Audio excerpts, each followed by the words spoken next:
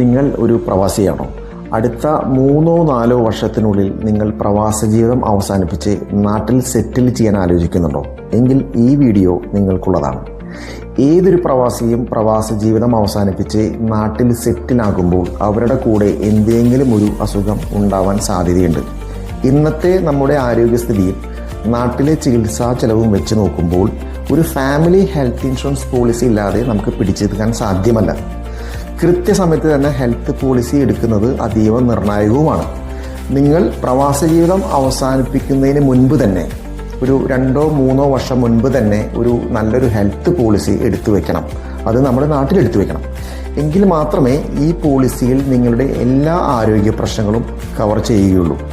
ഇനി ഏത് തരം പോളിസി തിരഞ്ഞെടുക്കണം, ഏത് കമ്പനിയുടെ മികച്ച പ്ലാൻ തിരഞ്ഞെടുക്കണം എന്നുള്ളത് നമുക്ക് അതിനെക്കുറിച്ച് വിശദമായിട്ട് സംസാരിക്കാം.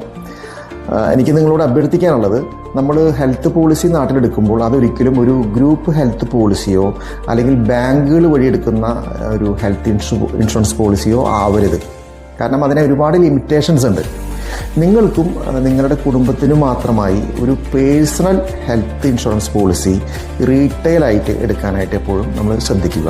അപ്പോൾ മാത്രമേ നമ്മളുടെ ആരോഗ്യ സാമ്പത്തിക സ്ഥിതിക്കനുസരിച്ച് കവറേജ് നമുക്ക് കൂട്ടാനോ കുറയ്ക്കാനോ പറ്റുകയുള്ളൂ.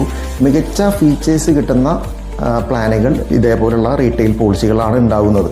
പൊതുവെ സർവീസ് ഏറ്റവും വളരെ അത്യാവശ്യം വരുന്ന ഒന്നാണ് ഹെൽത്ത് ഇൻഷുറൻസ്. അത് നമ്മൾ പ്രത്യേകം മനസ്സിലാക്കണം. നിങ്ങൾക്കും നിങ്ങളുടെ കുടുംബത്തിനും ഏറ്റവും അനുയോജ്യമായ ഒരു ഹെൽത്ത് ഇൻഷുറൻസ് പോളിസി തിരഞ്ഞെടുക്കാനും പ്രീമിയം അറിയാനും കവറേജുകളെ പറ്റി സംസാരിക്കാനും ഏറ്റവും മികച്ച പ്ലാൻ ഏറ്റവും മികച്ച കമ്പനിയുടെ നിങ്ങൾക്ക് സെലക്ട് ചെയ്ത് തരാനും നിങ്ങളുടെ പേരും ഡേറ്റ് ഓഫ് ബർത്തും എനിക്ക് വാട്സപ്പ് അയയ്ക്കുക. നമുക്ക് നേരിട്ട് സംസാരിക്കാം. Thank you.